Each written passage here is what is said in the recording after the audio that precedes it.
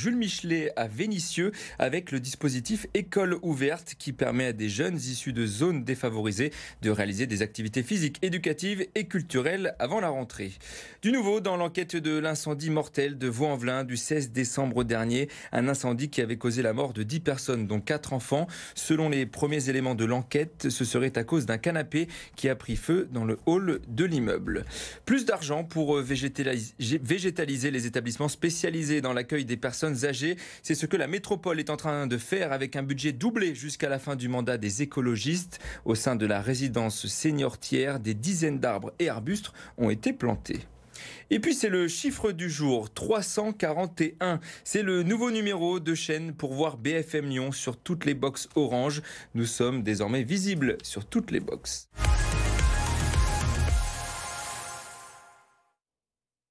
Vous pensiez que toutes les écoles étaient vides? Eh bien non. Depuis hier, certains élèves participent au dispositif École ouverte, un dispositif qui propose à des jeunes issus de zones défavorisées de se renforcer scolairement parlant. Des activités physiques, éducatives et culturelles sont aussi proposées. Exemple au collège Jules Michelet à Vénissieux avec Lauriane Pellao.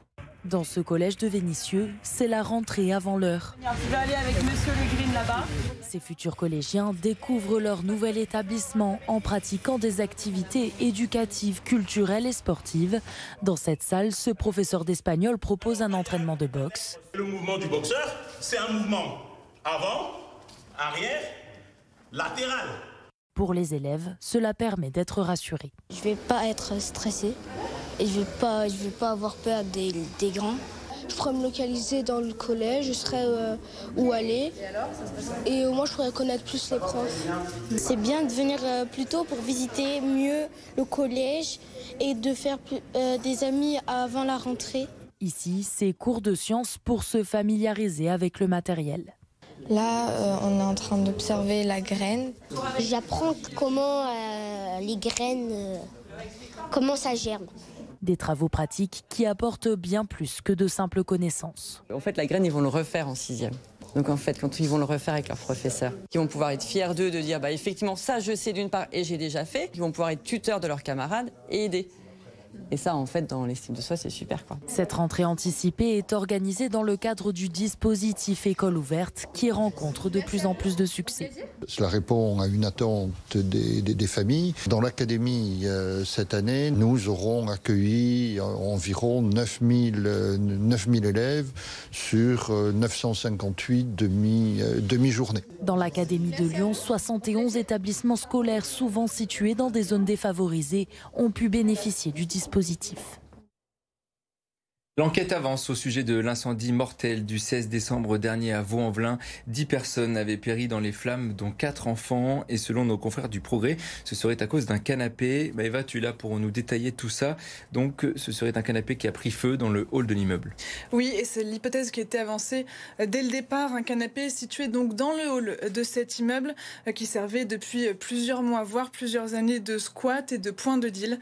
Et où étaient entreposés plusieurs mobiliers comme ce canapé ou encore des chauffe-eau. Le feu ensuite se serait très rapidement propagé au mur et avant d'envahir les étages supérieurs. Alors ce que nous apprend cette information, c'est que l'origine du feu est donc bien humaine et qu'il ne s'agit pas d'une défaillance technique ou d'un problème électrique, par exemple comme il avait été avancé à un moment donné au début de l'enquête. L'avocat des familles, qui représente 50 personnes actuellement, s'est entretenu aujourd'hui avec des rescapés et des familles endeuillées. Pour elle, c'est un soulagement. Écoutez. C'est un soulagement du côté de l'instruction, puisqu'on va probablement, du moins l'instruction va pouvoir continuer et des recherches de responsabilité, directes et indirectes, seront probablement établies. Donc pour ceci, c'est un soulagement. Mais en parallèle, c'est une souffrance supplémentaire, puisqu'on se dit que manifestement, ça aurait pu être évité. Les autorités publiques, que ce soit le préfet, le procureur de la République, le maire de Vaux-en-Velin ont été alertés à plusieurs reprises. Pendant toute cette période et pendant de nombreux mois, voire de nombreuses années, il n'y a eu aucune réaction, si ce n'est quelques courriers que les sinistrés ont reçus. Et on savait, et tout le monde savait, et la population le savait, et les pouvoirs publics le savaient, qu'à l'intérieur de cet immeuble, il se passait des choses qui n'étaient pas normales. Cette information soulève donc d'autres zones d'ombre. Reste à savoir surtout si l'incendie est d'origine volontaire ou non. La suite de l'enquête le dira, une enquête qui dure depuis 8 mois maintenant, depuis ce drame du 16 décembre qui avait coûté la vie à 10 personnes, dont 4 enfants. Merci beaucoup Maëva pour toutes ces précisions. L'enquête se poursuit. Donc, toute autre chose dans les résidences seniors. Il va y avoir de plus en plus de zones végétalisées. Aujourd'hui, 4000 arbres ont été plantés dans 73 résidences différentes dans toute la métropole de Lyon. À la résidence Thiers du 6e arrondissement de Lyon, plusieurs aménagements ont été effectués pour le bonheur des seniors. Stéphanie de Silgui, Louis Léger. Un air de campagne souffle dans cette résidence senior située en plein cœur de Lyon. Des arbres, des fleurs et des coins ombragés pour le plus grand plaisir des locataires. Les plus passionnés sont même invités à entretenir le jardin. Ça nous fait un genre de petit parc, quoi, par le fait. Puis tous ces arbres, tout ça qui vont se développer, ça va être super. On papote, comme des mémés. On papote, on refait un peu le monde, voilà. Ce côté, l'après-midi, on est à l'ombre. On est super bien, on reste facilement, des fois 2 heures, 3 heures, facilement. On profite de la verdure, du jardin, de l'air. Depuis un an, les espaces extérieurs de cet établissement ont été réaménagés pour un montant de 28 000 €. Au total, près d'une centaine de résidences devraient être transformées. Une végétalisation bien appréciée en ces périodes de canicule. Les personnes se sentent bien, en fait, dans ce jardin. Ça leur rappelle un peu leur enfance. Ils connaissent les différentes variétés. Certaines personnes se rappellent de ce qu'elles avaient à la campagne, par exemple. Les établissements médico-sociaux et les lotissements pavillonnaires devraient également être végétalisés. L'année dernière, environ 25 000 arbres ont été plantés par la métropole.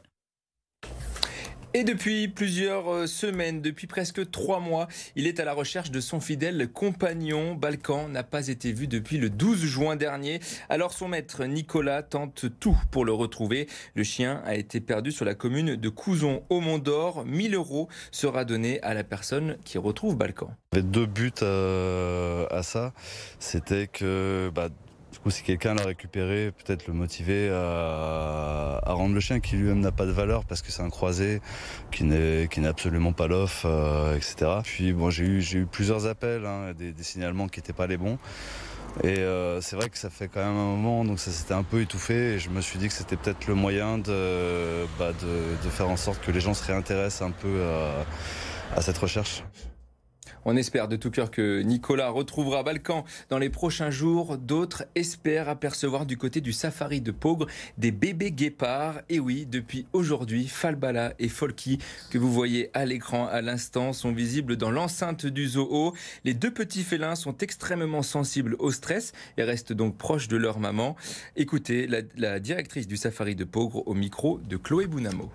Les naissances de guépards en général restent exceptionnelles dans les parcs. C'est une espèce qui est beaucoup plus difficile à reproduire que d'autres gros félins. La raison essentielle étant qu'il y a une notion de choix d'un mâle par une femelle. Donc c'est une espèce moderne où c'est donc la femelle qui va choisir ou pas un mâle et on peut être amené à lui en présenter 4, 5, 6. On a même dû présenter jusqu'à 7 mâles pour une femelle avant qu'elle l'accepte et qu'elle fonde une famille avec. Donc c'est vraiment pas des espèces faciles à reproduire. Et autre naissance marquante au safari de Peaugres, celle d'un petit rhinocéros blanc et 3 bongos des montagnes.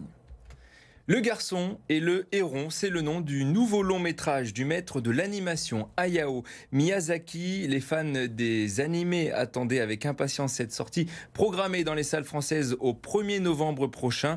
Mais à Lyon, on aura la chance de voir le film d'animation en avant-première pour le festival Lumière le 17 octobre prochain. On en parlait en début de JT, BFM Lyon est de retour sur les box Orange. Vous pouvez nous retrouver donc sur la 341 via l'opérateur Orange. Et vous le voyez à l'écran, voici tous les numéros de chaînes sur toutes les box différentes. BFM Lyon est aussi accessible via Molotov TV sur notre site internet et sur l'application RMC BFM TV, disponible aussi bien sûr sur la TNT sur la chaîne 30. Avant votre météo, quelques images, vous le voyez dans la région, dans les Alpes, la neige est tombée à Val Thorens en Savoie.